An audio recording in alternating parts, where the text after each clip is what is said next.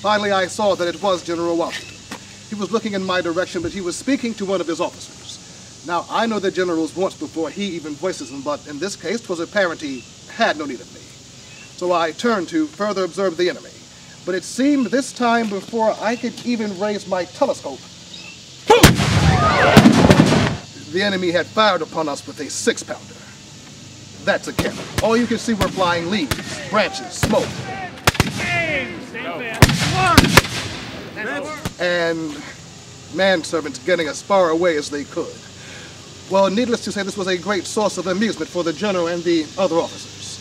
And also, needless to say, I failed to see the humor. For some time at least. But I pray you, though, do not take war or this cause for American liberty as something to be made light of. It is simply, if you do not allow yourself time to laugh or smile, especially in the midst of a war, your sanity may in fact forsake you. Well, that was just one of our martial endeavors. I do trust you enjoy. Good day.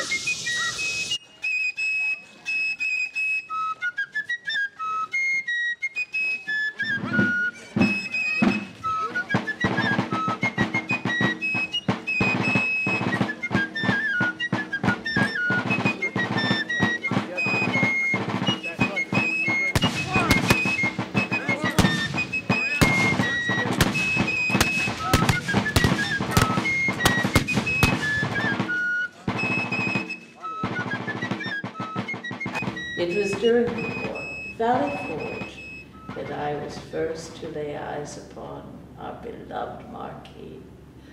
Our dear Lafayette, who I often said came riding into that dreadful place, that dreadful winter, bringing springtime in his pockets. The French were going to come in to help us, and a friendship, a bond was formed with that young man that continues to this day. One of the general's prized possessions was the key to the infamous and dreadful prison in Paris, the Bastille. The Marquis sent it to the general after they had taken that prison with the message, "To the Father of Liberty," from a missionary of liberty. The Marquis went home to his own land to tell of our quest and to bring the news that they too could find such liberty. Imagine he, the missionary of liberty, simply because of his noble birth, he was imprisoned. Our ambassador to France wrote to us most sadly and poetically, "Alas, the dear Marquis has found himself to be crushed by the very wheel he set in motion." Now we have with us his dear son, who has stayed with us from the presidency. I think it will surprise no one, knowing how much the Marquis adores the general, that he christened his son George Washington. Je suis George Washington La Fayette, le fils du marquis de La Fayette et le filleul de George Washington. Mon père est en Autriche, emprisonné.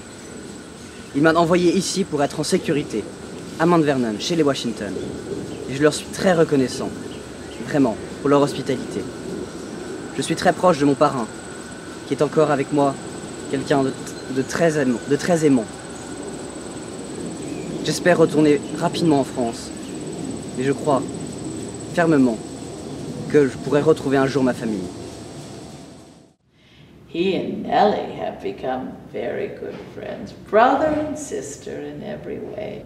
Many of her friends thought Nelly and young Fayette might find a little more than just brother-sisterly pleasure in one another's company. Perhaps there might be an engagement.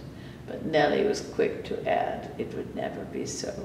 I must say I've been very worried about Nelly since we returned home. She announced that she wanted to remain E.P. Custis spinster all her life. And I said to her, "Nelly, that's not the way. Your sisters are married. You will be married too." One can hardly argue with such a devoted granddaughter who says that more than anything she does not wish to be married, for it would remove her from the company of her beloved grandmama and grandpapa. But I know and have great hopes that she will one day find herself a mother. It is the way of things. Good day. Allow me to introduce myself.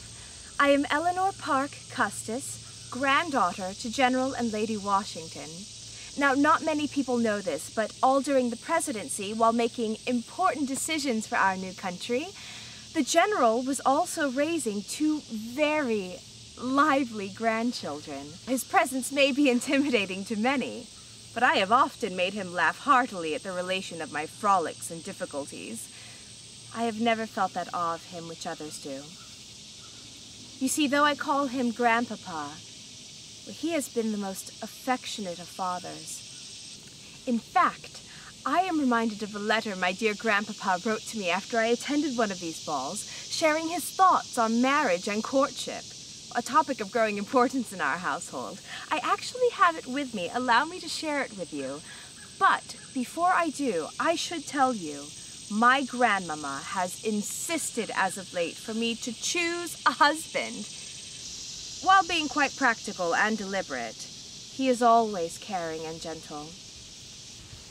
Philadelphia, the 16th of January in the year of our Lord 1795. He wrote to me, "My dear Nelly, men and women feel the same inclinations to each other now that they always have done. In the composition of the human frame, there is a good deal of inflammable matter, however dormant it may lie for a time. When the fire is beginning to kindle, and your heart growing warm, propound these questions to it. Who is this invader? Have I a competent knowledge of him? Is he a man of good character, a man of sense? For be assured, a sensible woman can never be happy with a fool. What has been his walk in life? Is he a gambler, a spendthrift, or drunkard? If these interrogatories can be satisfactorily answered, then every blessing, among which a good husband when you want and deserve one, is bestowed on you by yours affectionately, General Washington." However, I do have one more query to add to this list. Is this man I am to marry a man that will take me far from Mount Vernon and my dear grandparents? For I cannot consider marrying any man who would take me so far from my beloved family, from a grandfather who has shown me love for which I will always adore him. So, as of this day, you may still consider me Eleanor Park Custis Spinster. For now. Her grandfather so enjoys to hear her. Now that we are in our retirement, it has been my hope that the General will truly do as he said he would, that now in his old age he will row gently down the stream of life at last, and there are old friends to see again, and old memories to share with my many visitors.